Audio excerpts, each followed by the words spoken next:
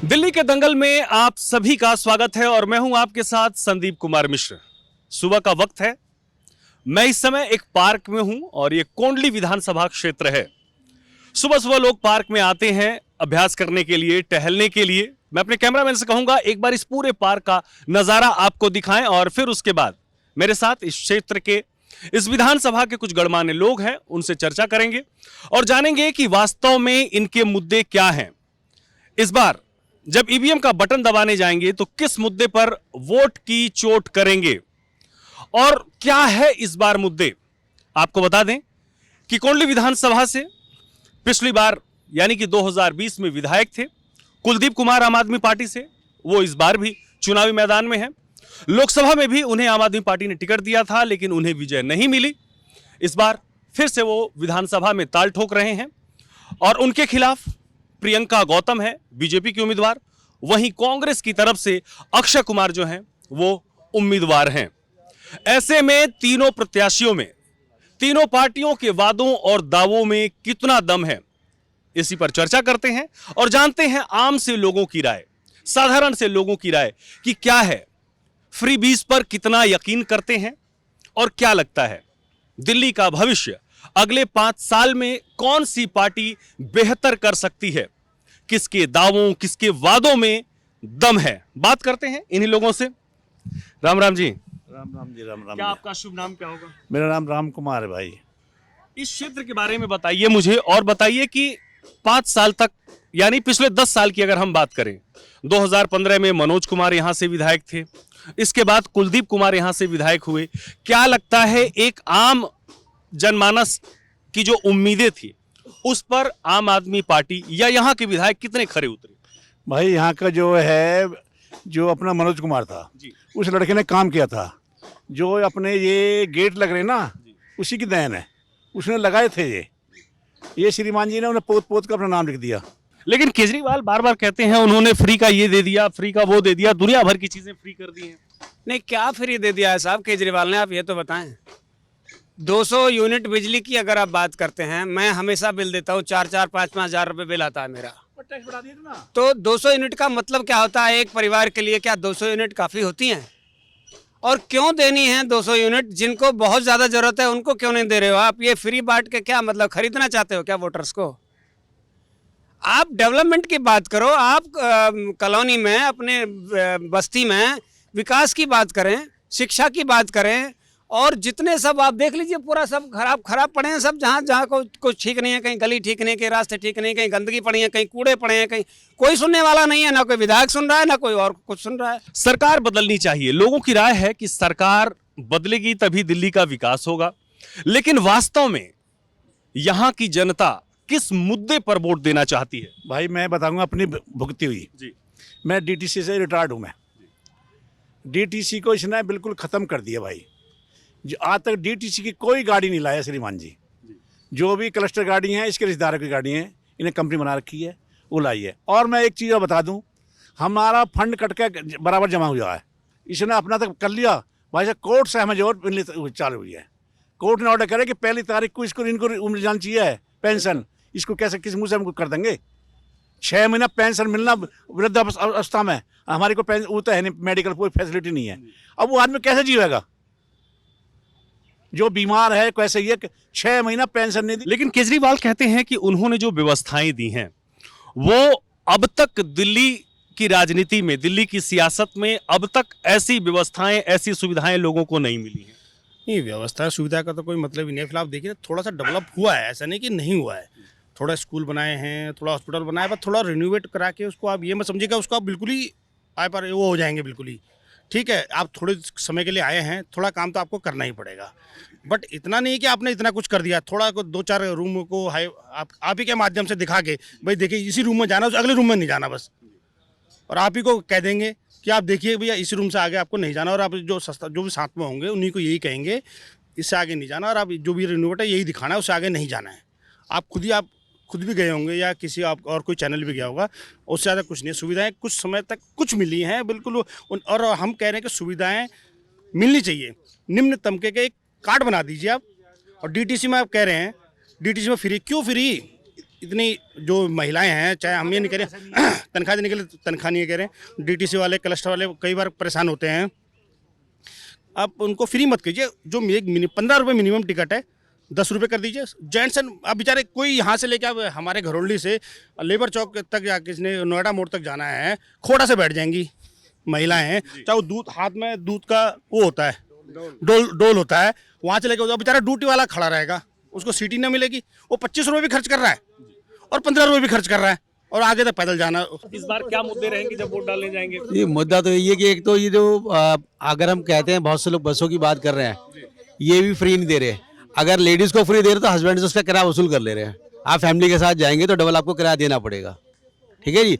दूसरी चीज़ ये है कि इन्होंने एक भी नया स्कूल नहीं बनाया, सारे रेनोवेट किए हैं और उसके अंदर भी हालत ख़राब है, खस्ता हालत। सड़कों की देख लो आप, पब्लिक की देख लो, हर जगह एकदम ऐसे ख़राब कर दिया उन्होंने। और ये जो कर रहे हैं अभी इसके ऊपर, हॉस्पिटल तो कहते हैं कि वर्ल्ड क्लास हॉस्पिटल की व्यवस्था, मोहल्ला क्लिनिक, वो कहते हैं मोहल्ला क्लिनिक हमने बहुत अच्छे खोल दिए हैं। मोहल्ला क्लिनिक खोले हैं, मोहल्ला क्लिनिक खोले हैं, हॉस्पिटल क्यों नहीं बनाए गए? हॉस्पिटल कहते हैं जी डीडीए की जमीन है, क्या मोहल्ला क्लिनिक डीडीए की जमीन नहीं है? वो डीडीए की जमीन नहीं है, उस पर कैसे आपने बना दिया बता दीजिए ना। मोहल्ला क्लिनिक रोड पे आप बना रहे हो, डीडीए की जमीन है, उस पर कैसे आपने कहाँ से परमिशन ले ली? वही परमिशन आप एलजी से किसी से भी कह के आप हॉस्पिटल के लिए जगह लेते, बड़े एक मतलब अच्छे बेड का 150-200 बेड का, ये हमारे फेज 3 में डिस्पेंसरी है, ये सीनियर सिटीजन होम एंड जो भी डिस्पेंसरी, उसी को थोड़ा सा बढ़ा के 50 बेड 100-150 बेड का इसी को कर देते। यानी कि कहीं ना कहीं लोगों की विचारधारा डबल इंजन सरकार की है। लोग चाहते हैं कि डबल इंजन की सरकार दिल्ली में भी बने, जिससे दिल्ली का विकास निरंतर होता रहे। कुंडली विधानसभा के क्षेत्र के लोगों से आपने जाना इनकी राय, इनके विचार कि इस बार जब वो ईवीएम का बटन दबाने जाएंगे तो उनके जहन में कौन से वो सवाल होंगे, कौन से वो मुद्दे होंगे जिसके आधार पर ये वोट की चोट करेंगे और दिल्ली की सरकार यानी कि अपना मुस्तकबिल अगले 5 साल के लिए तय करेंगे। अब आपको दिल्ली का एक वर्ल्ड क्लास इंफ्रास्ट्रक्चर दिखाते हैं, आप भी देखकर हैरान हो जाएंगे।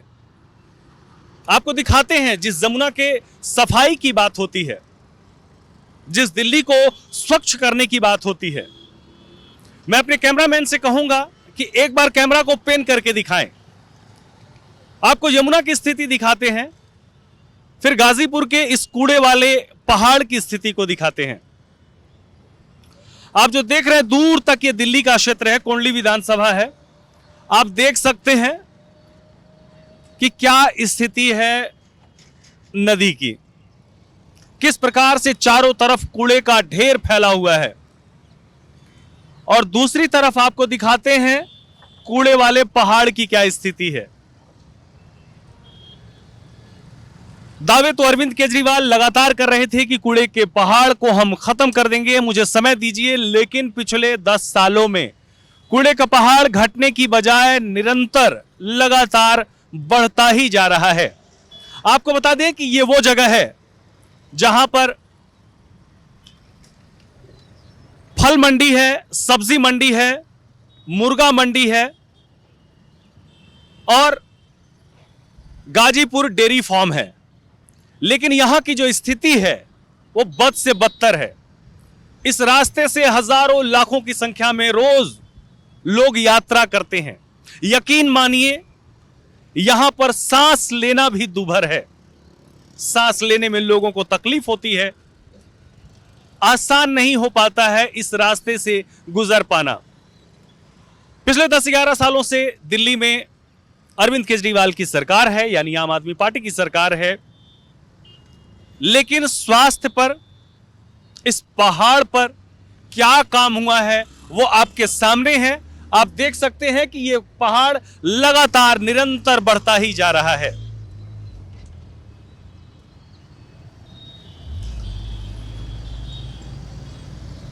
विकास के तमाम बड़े बड़े दावे और वादे इस पहाड़ के पास आकर ढेर हो जाते हैं। इस पहाड़ के अगल बगल डीडीए फ्लैट्स हैं, वहां बड़ी संख्या में लोग रहते हैं। लोगों का कहना है कि इस पहाड़ की वजह से उनके घरों की कीमतें कम हो गईं। इस पहाड़ की वजह से तमाम तरह की बीमारियों ने घर कर रखा है। ऐसे में यह दिखाना आपके लिए बेहद जरूरी था कि क्या व्यवस्थाएं हैं, किस प्रकार से सरकार जो वादे करती है, जो दावे करती है, उनमें कितना दम है। ये देख लीजिए, ये है वो कूड़े का पहाड़। कृष्णानगर विधानसभा क्षेत्र के एक चाय की दुकान पर हम बैठे हुए हैं। यहां दो लोग मिल गए, तो बात करते हैं और जानते हैं कि कृष्णानगर विधानसभा क्षेत्र के क्या है मुद्दे, और इस बार जब वो वोट करने जाएंगे तो उनके जहन में कौन से सवाल रहेंगे या कौन सी ऐसी बातें रहेंगी जिसे सोचकर वो वोट करेंगे।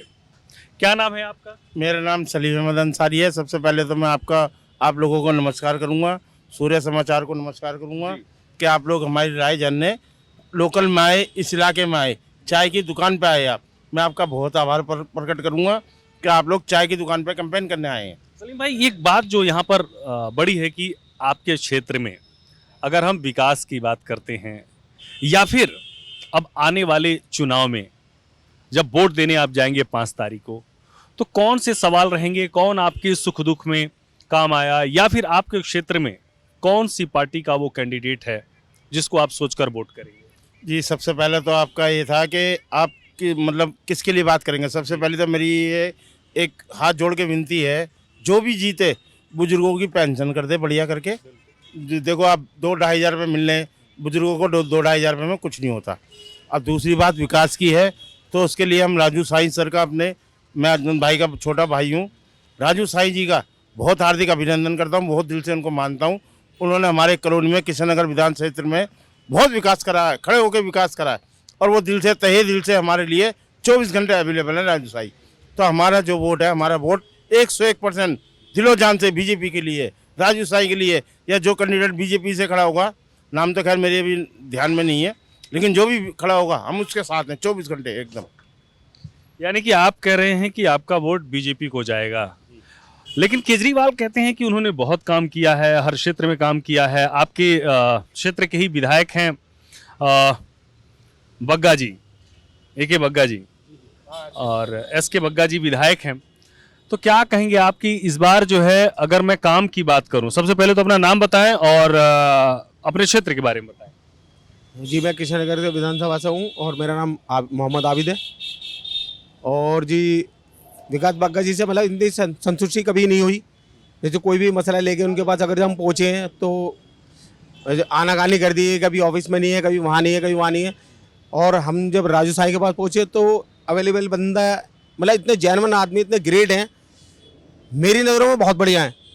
अगर जो आज हम वोट करने के लिए जाऊंगा तो विकास को तो छोड़ दो, मैं उनके चेहरे से वोट करूंगा खाली, कि मेरे लिए बहुत ग्रेट है और बहुत अच्छे हैं राजू साईं। राजू साईं बीजेपी से निगम पार्षद हैं, और ये लोग उन्हीं की बात कर रहे हैं कि राजू साईं इनके क्षेत्र के जो भी मुद्दे हैं या इन लोगों की जो समस्याएं हैं, उसे वो हर स्तर पर उतरकर उसको पूरा करते हैं। घरेलू तरीके से पूरा करते हैं राजू साईं। जो भी कोई काम है, कोई मसला है, वो उसको नहीं समझते कि मुझे वोट दो, आप ये दो। वो अपने घरेलू स्तर से काम करते हैं, वो हम लोगों का दिल जीतते हैं, और इसलिए हम उनके साथ हैं।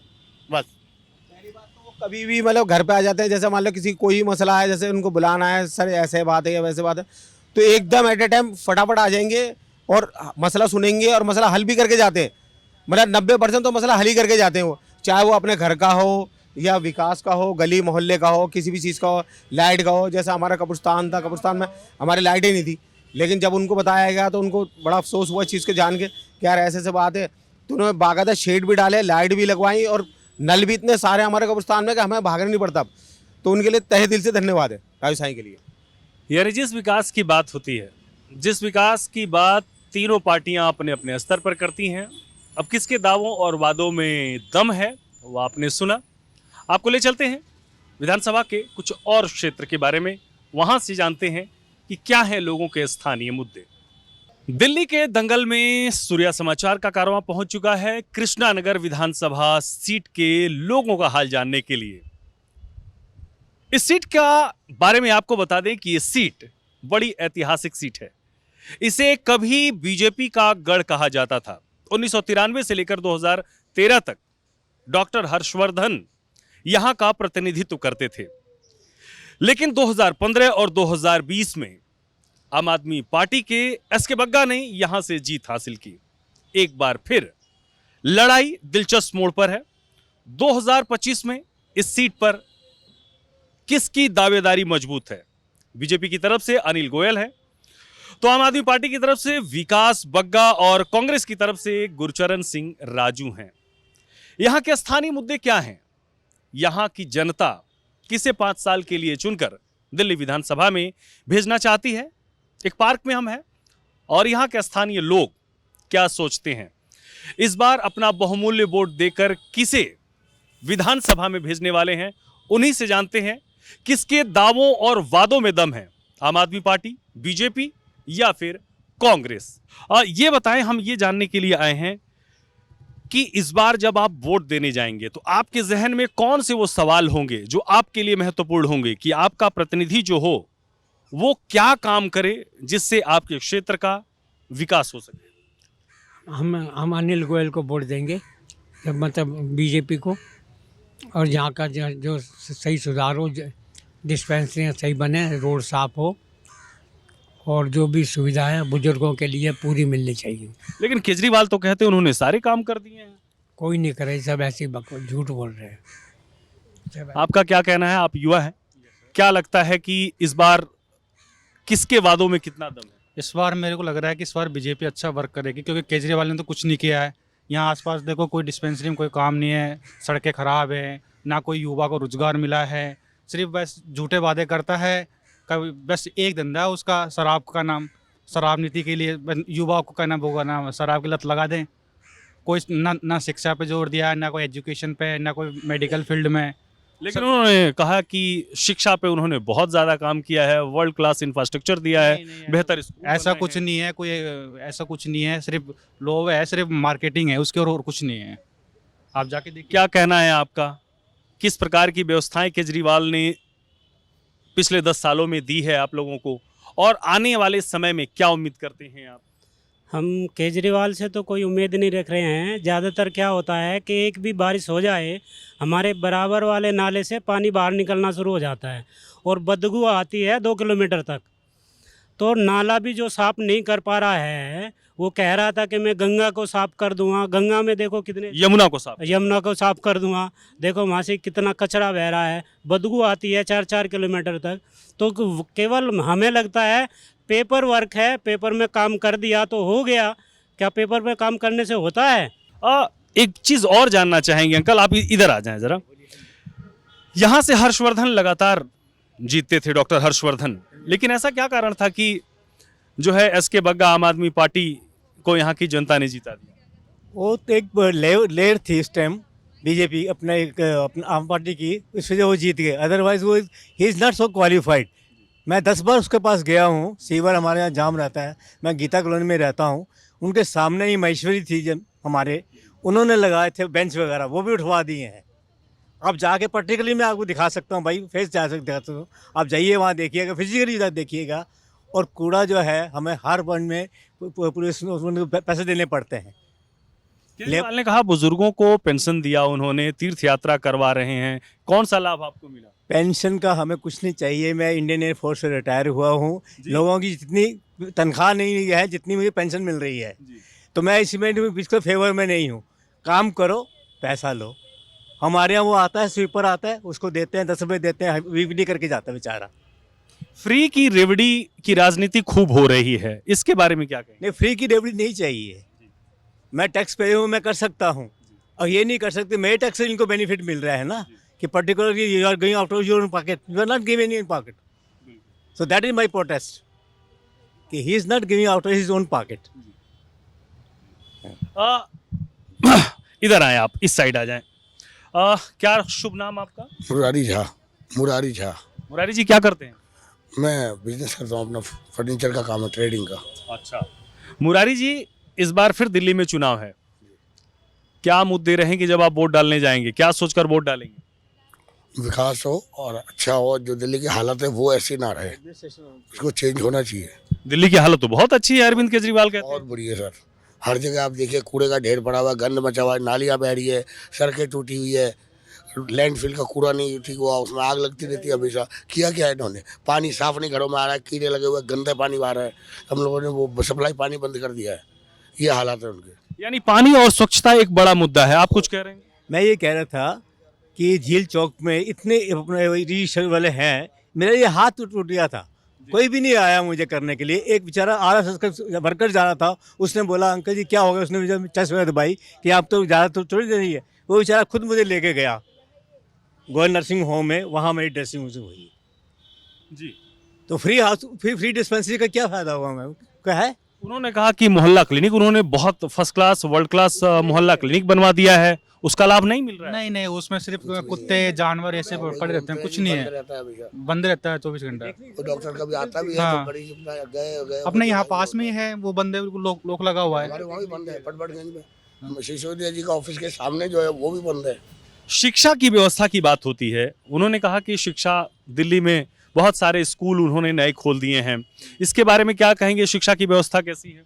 सर एक आधे स्कूल तो बनते हुए देखा है मैंने, बाकी तो और कहीं नहीं है। दिल्ली तो हम भी घूमते हैं पूरा, तो एक दो स्कूल तो सच में किया है, बाकी सब ऐसे ही है। वो सब हल्ला। इस बार कृष्णानगर की जनता क्या उम्मीद कर रही है? किस पार्टी को इस बार यहाँ से जीता कर भेजना चाहती है? बीजेपी को। बीजेपी बीजेपी को चाहेंगे जिताना। जो ये फ्री की रेवड़ी है ना, तो ये नहीं होना चाहिए। लोगों को श्रम दे, मौका दे, प्रयत्न करें लोग बाग, और अपने बलबूते पे खड़े हैं। लेकिन केजरीवाल कहते हैं कि वो आपका हक है इसलिए वो आपको दे रहे हैं। ये केवल कहने की बातें हैं। उन लोगों को फ्री की रेवड़ियाँ दी जा रही हैं जो इस देश के लिए, इस राष्ट्र के लिए ही उल्टा काम करते हैं। हम नहीं चाहते कि किसी को फ्री की रेवड़ी दी जाए। यानी कि फ्री की रेवड़ी कहीं ना कहीं पूरे विधानसभा चुनाव में एक बड़ा मुद्दा बनकर सामने आ रही है। कृष्णानगर की जो जनता है वो चाहती है कि फ्री की रेवड़ी नहीं, विकास की बात हो, विकास पर काम हो, क्षेत्र का विकास हो। और कहीं ना कहीं लोगों का यह भी कहना है कि डॉक्टर हर्षवर्धन के समय में जो विकास की गति ये कृष्णानगर विधानसभा क्षेत्र ने पकड़ी थी, उस पर पिछले 10 सालों में विराम लग गया है। ऐसे में यहाँ की जनता कहीं ना कहीं अपने विधायक, अपने जनप्रतिनिधि को बदलने के मूड में है।